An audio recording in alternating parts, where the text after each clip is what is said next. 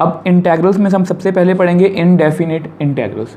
अब students integrals जो topic है हमारा इंटीग्रेशन, अब ये ऐसा टॉपिक है जो बहुत सारे स्टूडेंट्स को बहुत ज़्यादा टफ लगता है। बट बिलीव मी स्टूडेंट्स, अगर आप मेरे वे से जैसे इंटीग्रेशन मैं आपको करवाऊंगा, अगर आप वैसे करोगे तो आपको इंटीग्रेशन बहुत अच्छे से समझ आएगी और बहुत आपको ईजी भी लगेगी। हमें इसमें इंटीग्रेशन में स्टेप बाय स्टेप चलना होगा। पहले थोड़े बेसिक करेंगे, फिर थोड़े क्वेश्चंस करेंगे। ऐसे ही हम स्टेप बाय स्टेप इंटीग्रेशन में चलेंगे। अब सबसे पहले देखते हैं कि इंटीग्रेशन होता क्या है। अब integration is the inverse process of differentiation. Differentiation मतलब डेरिवेटिव। अब मैं आपको यही सजेस्ट करूंगा कि अगर आप इंटीग्रेशन को अच्छे तरीके से करना चाहते हो तो आपके डेरिवेटिव्स के बेसिक क्लियर होने चाहिए। अगर आपके डेरिवेटिव के बेसिक क्लियर होंगे तो आप इंटीग्रेशन को बहुत अच्छे तरीके से कर पाओगे। आप हमारे चैनल पे डेरिवेटिव की फुल सीरीज देख सकते हो, उसका लिंक आपको आई बटन में मिल जाएगा। Integration is the inverse process of derivative, इसीलिए integration is also known as antiderivative। मतलब डेरिवेटिव का रिवर्स, इसको एंटी डेरिवेटिव भी बोलते हैं, एंटी डिफरेंशिएशन भी बोलते हैं। अब ये जो सारी बातें मैंने लिखी हैं ये आपको मैं प्रूव भी करवाऊंगा, एग्जांपल्स में प्रूव करवाऊंगा और फॉर्मूलास में भी प्रूव करवाऊंगा।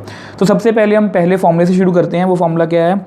इंटीग्रेशन का sine x raise to power n dx where n is any constant. अब इसका आंसर कितना आएगा? x raise to power n plus 1 whole divide by n plus 1 plus c where n is not equal to -1।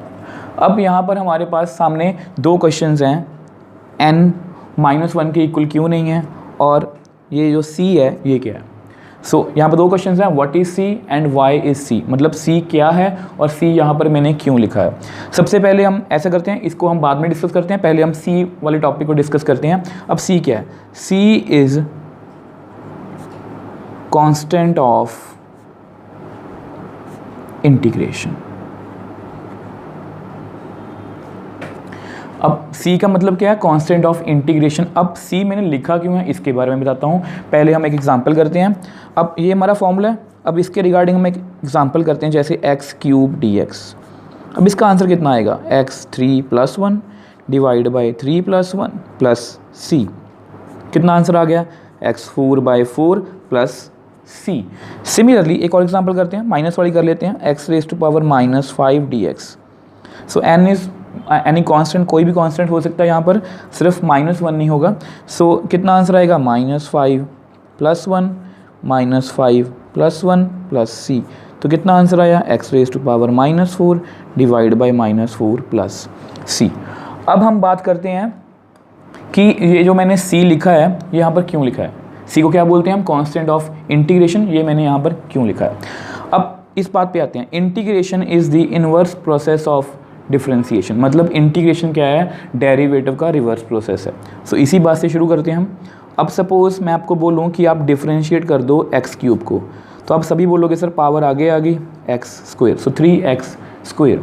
Similarly अगर मैं बोलूं कि आप x cube ऐसा करो कांस्टेंट लो 4 प्लस 4 ले लो, इसको डिफरेंशिएट कर दो, तो आप फिर बोलोगे सर 3x स्क्वायर प्लस 0, मतलब कितना आंसर आ गया? 3x स्क्वायर, क्योंकि 4 का डेरिवेटिव कितना होता है? 0। एक और एग्जांपल करते हैं, चलो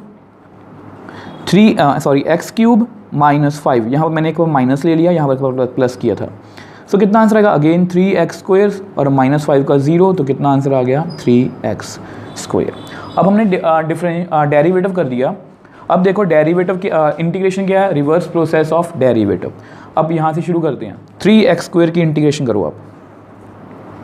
3x स्क्वायर की इंटीग्रेशन अकॉर्डिंग टू फॉर्मूला क्या आंसर आएगा हमारा? 3 कांस्टेंट ही है, x 2 plus 1 divide by 2 plus 1 plus c नहीं मैं लिख रहा यहाँ पर, 3x cube by 3, that means कितना आंसर आ गया हमारा? x cube. अब मैंने c नहीं लिख रहा। ध्यान से देखो, इसका अगर मैं इंटीग्रेशन करूँ इसकी, तो कितना आंसर आएगा एक्स क्यूब, यहाँ पर एक्स क्यूब आ रहा है वो सेटिस्फाई हो गया। अब अगर इसकी इंटीग्रेशन करूँ तो इसका आंसर कितना आएगा अगेन एक्स क्यूब, बट +4 नहीं आ रहा। सिमिलरली अगर इसकी इंटीग्रेशन करूँ मैं तो कितना आंसर आएगा एक्स क्यूब अगेन, बट -5 नहीं आ रहा। सो ये जो अगर मैं बोलूँ, जो मैंने यहाँ पर लिखा कि integration is the reverse process of differentiation, अगर मैं इसका डेरिवेटिव मतलब अगर इसकी इंटीग्रेशन में करता हूँ तो ये तो सेटिस्फाई हो रहा है कि एक्स क्यूब आ रहा है, बट यहाँ पर सेटिस्फाई नहीं हो रहा। सो इन दोनों कॉन्स्टेंट्स को बैलेंस करने के लिए मैं यहाँ पर क्या लिखता हूँ, +c। अब जब मैंने कांस्टेंट ऑफ इंटीग्रेशन लिख लिया तो अब ये तीनों इक्वेशंस को सेटिस्फाई करेगा। कैसे? अगर c की वैल्यू 0 होगी कांस्टेंट की तो ये वाली इक्वेशन हमारी सेटिस्फाई हो जाएगी। सिमिलरली अगर c की वैल्यू +4 होगी तो ये वाली इक्वेशन सेटिस्फाई हो जाएगी। अगर c की वैल्यू -5 होगी तो ये वाली इक्वेशन सेटिस्फाई हो जाएगी। सो इन कॉन्स्टेंट्स को बैलेंस करने के लिए हम क्या लिखते हैं हर क्वेश्चन के एंड में, +c, where c is constant of integration. So ये हमने आज फॉर्मूला सीखा, x⁻n dx की वैल्यू कितनी आएगी, अगर इंटीग्रेशन करेंगे तो कितना आंसर आएगा, x⁻n+1 whole divide by n+1 plus c, where c is constant of integration, where n not equal to -1। अब इसके बारे में बात करते हैं कि n -1 क्यों नहीं हो सकता। सपोज आप n को -1 फिल कर लो, -1 dx, तो इसका आंसर कितना आएगा, x⁻1+1 -1+1 प्लस c। हमें पता है -1+1 कितना, 0 डिवाइड बाय 0 प्लस c।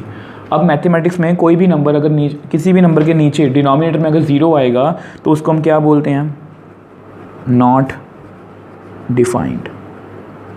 सो इसलिए इसका सोल्यूशन इंटीग्रेशन नहीं हो सकती, बट इसको हम ऐसे जरूर लिख सकते हैं, x⁻1 को 1/x। सो आप मेरे को बताओ log x का डेरिवेटिव कितना होता है। log x का डेरिवेटिव होता है 1/x। अगर 1/x log x का डेरिवेटिव 1/x है तो 1/x की इंटीग्रेशन रिवर्स कितना होगा, log x plus c। Similarly एक और फॉर्मूला करते हैं, ये हमारा एक फॉर्मूला बन गया, 1/x की इंटीग्रेशन कितनी आएगी, log x plus c। Similarly ऐसा करो, डेरिवेटिव ऑफ x कितना होगा, 1। सिमिलरली 1 की इंटीग्रेशन कितनी होगी, x। इसको जर्नलाइज करते हैं थोड़ा सा,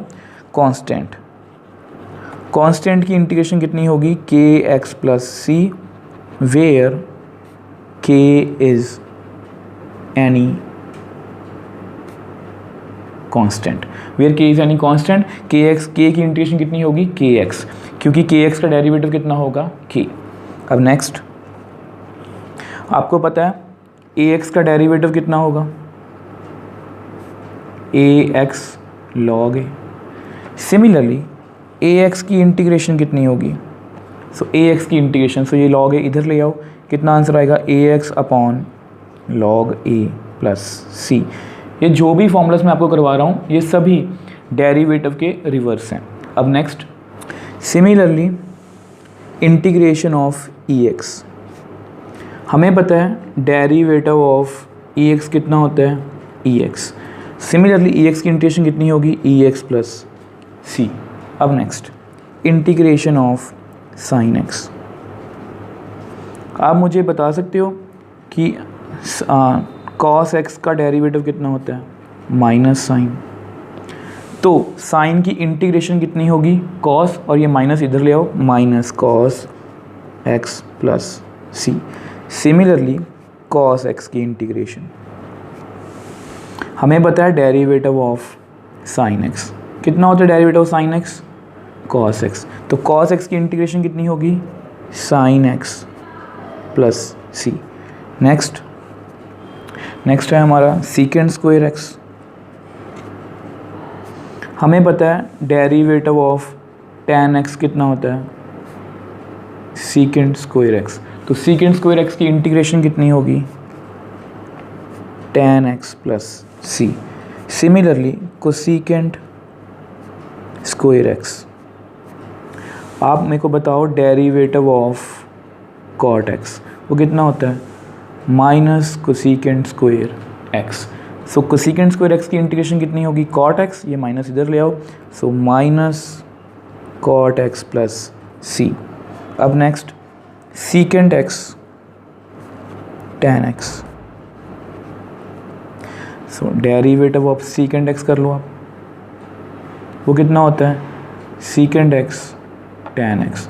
अगर सीकेंड का derivative secant x tan x है तो सीकेंड एक्स tan x की इंटीग्रेशन कितनी होगी secant x plus c. Similarly cosecant x cot x,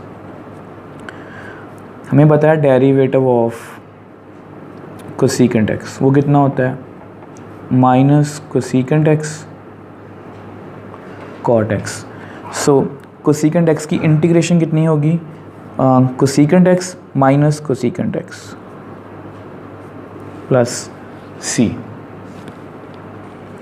similarly 1/1 minus x square d x, इसकी इंटीग्रेशन होगी sine inverse x plus c और minus cos inverse x plus c. ये हम दोनों लिख सकते हैं क्योंकि derivative of sine inverse x होता है 1/1 minus x square and derivative of cos inverse होता है -1/1 minus x square under root. अब सेम वे से आप इसकी निकाल लो 1/1 प्लस एक्स स्क्वायर, हमें पता है tan inverse x plus c और minus cot inverse x plus c, क्योंकि derivative of tan inverse x होता है 1/1 plus x square, derivative of cot inverse x होता है -1/1 प्लस एक्स स्क्वायर। एक और करते हैं 1/mod x x square -1 d x, इसकी इंटीग्रेशन कितनी होगी secant inverse x plus c और minus cosecant inverse x plus c, क्योंकि derivative of secant inverse x होता है 1/mod एक्स एक्स स्क्वायर -1 और डेरिवेटिव ऑफ कोसेकेंट इनवर्स होता है -1/mod एक्स एक्स स्क्वायर -1। अब जितने भी फॉर्मूलास मैंने आपको बताए हैं ये सभी वो फॉर्मूलास हैं जो डेरिवेटिव से डायरेक्टली लिंक्ड हैं, मतलब वो डेरिवेटिव का रिवर्स हैं। सो इसलिए सबसे पहले हम यही फॉर्मूलास याद करेंगे और इसके ही रिगार्डिंग क्वेश्चंस करेंगे। अब ये है नेक्स्ट फार्मूला। सो इसको कैसे करेंगे ax plus b whole raise to power n+1 divide by n+1 into derivative of ax plus b plus c. थोड़ा और सॉल्व कर लो इसको आप, ax plus b whole raise to power n+1 और ax का डेरिवेटिव कितना होगा a b का 0। सो ये हमारा न्यू एक फॉर्मूला है। अब देखो जितने भी फॉर्मूलाज हैं वो सभी आप बुक से भी याद कर सकते हो, बट जो मैं अभी आपको बात बताने वाला हूँ वो बुक में नहीं लिखी। वो क्या है आप ध्यान से देखो। चलो एक एग्जांपल करते हैं हम, जैसे 3x plus 4 whole raise to power 5, तो इसका आंसर कितना आएगा 3x plus 4 5 + 1 6 divide by 6 into 3x का डेरिवेटिव 3 प्लस सी। तो ये बिल्कुल ठीक है, बट अगर मैं लिखूं 3x square plus 5x plus 2 whole raise to power 5, तो इसको मैं 3x square 2 plus 5x plus 2 6 whole divide by 6, नीचे इसका डेरिवेटिव कितना आएगा 6x प्लस 5 प्लस सी।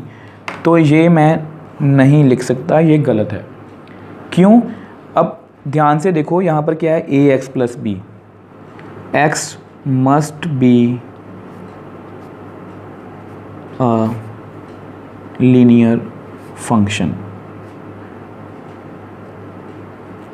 मतलब जो भी x है वो लीनियर में होना चाहिए। लीनियर का मतलब क्या है x की degree of x, degree of x कितनी होनी चाहिए 1, degree of x is equal to 1। अगर x की डिग्री 1 होगी तो हम ये फॉर्मूला अप्लाई कर सकते हैं, नहीं तो हम ये फॉर्मूला अप्लाई नहीं कर सकते। सिर्फ 1 ही होनी चाहिए। आप 1 से ज़्यादा जैसे 2 3 4 नहीं होनी चाहिए, और ना ही इसकी वैल्यू x की डिग्री नेगेटिव में होनी चाहिए, और ना ही x की डिग्री जो है वो फ्रैक्शंस में होनी चाहिए। मतलब x can't be greater than 1, x can't be less than 1 and x can't be in fractions. So इन तीनों में से x कोई भी नहीं हो सकता। अगर x इन तीनों में से कोई भी होगा तो हम ये फॉर्मूला अप्लाई नहीं कर सकते, और जितने भी हमने आए फार्मूला सीखे हैं उन पे भी हम यही अप्लाई करेंगे। वो हम सीखते हैं वो कैसे अप्लाई करना। अब जैसे मैंने ये फॉर्मूला लिखा साइन ए एक्स प्लस बी की इंटीग्रेशन कर दिया हमें। सो हमें पता है साइन की इंटीग्रेशन कितनी होती है, minus cos a x plus b plus c, नीचे ए एक्स प्लस बी का डेरिवेटिव ए। सो ये रूल अप्लाई हो गया। एक एग्जांपल करते हैं, sine 3x plus 4, same example ही है वो। सो कितना आंसर आएगा, minus cos 3x plus 4 divide by 3 plus c. अब इसको भी आप ऐसे नहीं कर सकते जैसे मैं लिखूँगा साइन 3x स्क्वायर प्लस 4। इसको आप ऐसे नहीं लिख सकते, minus cos 3x square plus 4 divide by 6x plus c. तो ये हमारा क्या है, गलत। इसको हम ऐसे नहीं कर सकते। तो आपने ये बात याद रखनी है, चाहे साइन हो, कॉस हो, टेन, लॉग, ई एक्स। चलो ई एक्स की एग्जांपल भी करवा देता हूँ। सपोज़ ई 3x प्लस 4, इसको हमें इंटीग्रेट करना है तो इसको कर सकते हैं ई 3x प्लस 4, क्योंकि ई एक्स की इंटीग्रेशन ई एक्स ही होती है, divide by 3 plus C. But अगर यहाँ पर भी पावर स्क्वायर में होगी या कोई भी फ्रैक्शन में होगी तो हम ये फॉर्मूला अप्लाई नहीं कर सकते। ये आपने एक बात को बहुत ध्यान में रखना है कि अगर यहाँ पर स्क्वायर या इसके एंगल में अगर कोई भी x की पावर 1 के अलावा कुछ भी होगी तो हम उसको ऐसे सॉल्व नहीं कर सकते। वो कैसे सॉल्व होगा वो हम बाद में डिस्कस करेंगे।